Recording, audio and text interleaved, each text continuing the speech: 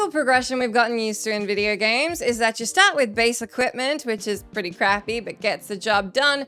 Then as you proceed along your adventure and get stronger, you get better and better equipment to deal with the bigger bads. But it's not always the case. Sometimes your starting equipment can be pretty good.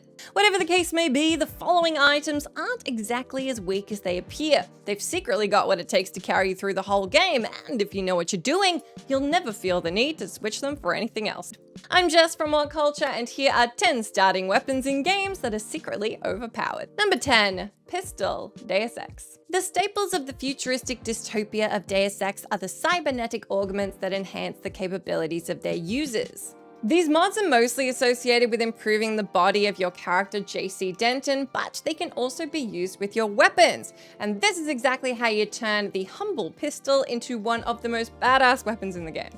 Out of all the weapons, the pistol comes with the largest amount of mod slots that you can fill up, with all the best upgrades that give it a significant edge over the other weapons in the game. If done correctly, your pistol can be a mini sniper rifle, capable of taking out enemies at any range with insta-kill bullets that pierce through their bodies as if they were made out of paper. It's a lot of fun and pretty cost efficient early on in the game, given how much ammo for your small lead dispenser you can find. Not that you'd care too much for frugality in the corporate nightmare world that is Deus Ex, but still, nice to know. Number 9. 45 Shepherd, Saints Row III. Saints Row III, like many other titles in the series, boasts a huge selection of ridiculous weapons, like a shark launcher and a rubber fist that makes people explode into tiny grisly pieces. However, when it comes to raw power, the most reliable and deadly weapon you can get in the game is one of the most basic pistols that you can acquire in the very first mission. Despite its ordinary looks and lackluster initial damage, the 45 Shepherd pistol can be turned into an absolutely crazy and lethal weapon of mass destruction, thanks to the upgrades you unlock for them while progressing through the game. The Shepherd upgrades not only increase its damage and ammo capacity, but eventually allow you to turn it into 2 guns that shoot incendiary and explosive bullets. Yes, your little pea shooter can become 2 handheld grenade launchers with bullet-sized bombs that can take out an entire car in one shot if that's what you want to do. The gun is the most destructive and chaotic weapon in your roster, and that's saying something considering one of its contenders was a literal shark summoning cannon. Number 8. Your Bare Fists, Baldurs Gate 3. Now, Baldurs Gate 3's collection of magical weaponry is so expansive, sometimes it can be tricky to figure out which one is the strongest. Luckily, if you're not one to analyze and fuss over dozens of blades and search for the best, you can actually turn your most basic weapon, your bare fists, into the most powerful and devastating combo in the whole game. The base damage of unarmed attacks isn't too high even for the monk class, but you can actually bring it up to 60 or even 100 damage per hit if you've got the right level ups and a few tweaks to your stats and feats. Combining the Tavern Brawler feat, which adds double your strength modifier to your unarmed attacks, with items and buffs that max out your strength, can already make your fist deal more damage than regular weapons. Add some more buffs from the monk class as well as its special abilities that let you attack twice with 1 bonus action, and the damage you deal in 1 round will be enough to solo kill most bosses in the game. Plus, since your body is a weapon, you never have to deal with that super agonizing thing that, if you've played the games, you know happens a lot to your sword-wielding guys, which is being disarmed. Take that, sword lovers. Number 7. Hunter's Axe, Bloodborne. All 3 of Bloodborne's starting weapons are strong enough to carry you through the whole game, but one of them, the Hunter's Axe, also happens to be one of the best weapons out there. It may not look like it when you start the game for the first time and get mauled by a bunch of werewolves, but the axe is secretly the most versatile and scalable weapon you can get your hands on. Its secret lies in its range and the fact that it's got a couple of alternate modes that you can use when you're in really close quarters or for when you need to take out big mobs as you're exploring Yharnam. The high range of the weapon means you can keep all your enemies at bay, and once you start scaling it with strength, it'll also deal tremendous amounts of damage to them while you're at it. A fully upgraded and properly scaled Hunter's Axe is a beast in combat that only few other weapons can match in terms of damage output and versatility. While you're certainly welcome to play around with those weapons, and I'm sure you will, you'd be hard-pressed to find anything that's as powerful and versatile as that original axe you got in your hands. Number 6. Shotgun, Doom. The original Doom from 1993 gives the player quite the arsenal in order to splatter demons into tiny pixely pieces. And yet the weapon you're most likely to find yourself using throughout most of the game is the classic pump-action shotgun, which you get at the start of the game. Although it's not as flashy, Reed's still very flashy as the other weapons you can pick up in Doom, the secret to the shotgun is it's such a consistent damage dealer, and just like that hunter's axe, it's very versatile. Unlike other weapons that are mostly situational, the shotgun can be used in pretty much any circumstance, and it will always yield amazing results. Due to the spread of its shots, aiming it isn't very difficult, and the spray of bullets can down enemies with just a couple shots. But perhaps its greatest advantage and the secret superpower in why this one has a leg up on the rest is how easily you can resupply its ammo. Whereas other weapons run out of things to shoot relatively fast, the shotgun shells are in abundance on almost any map, meaning you can shoot it indiscriminately and never run out of bullets. Number 5. Sellsword Twin Blades, Dark Souls.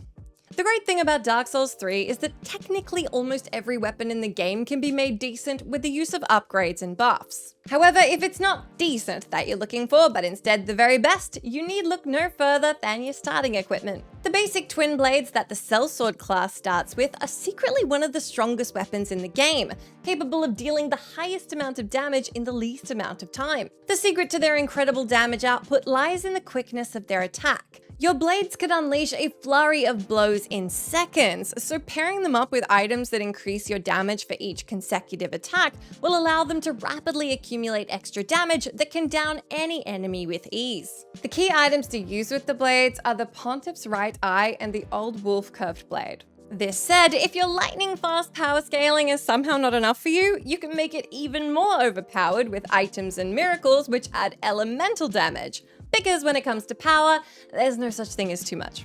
Number 4. Buster Sword, Final Fantasy VII. The Buster Sword is the signature weapon of Cloud Strife, and one of the most memorable weapons of Final Fantasy VII, actually of Final Fantasy, and of video games in general. For all its legacy, however, most people still prefer to swap the sword for better weapons, as it's a starting weapon, and compared to blades like Hard Edge or the Mithril Saber, its damage output seems significantly smaller. But what most people don't realize is the Buster Sword is actually the best weapon for Cloud to be using. You just gotta make a couple of tweaks to it first. While the sword does deal less physical damage than other melee weapons, thanks to its scalability with magic and expanded modification slots, it works really well with a high magic stat, which Cloud just so happens to have. The Buster Sword's balance between physical and magic attacks complements Cloud's close and far-range battle stances, whereas using other swords will only allow you to make use of one. Seeing as Cloud's offensive spells can be even more destructive than simple physical attacks, not using the Buster Sword just feels like a waste of a perfectly designed synergy between Cloud and his famous cartoonishly large blade. There's a reason he's always carrying it around, and it is definitely not because it's travel size. Number 3. M6D Pistol, Halo Combat Evolved. It should come as no surprise to Halo fans that the M6D Pistol from Halo Combat Evolved would make an appearance. The hidden killing potential of this weapon is so notorious, it almost doesn't feel like a secret anymore. This legacy, however, is exactly why it deserves to be mentioned.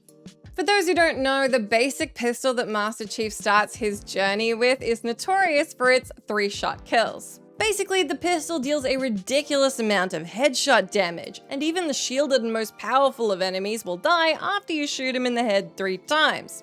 Once you discover the deadly potential of the gun and master landing headshots with it, there's nothing in the game that can stop you.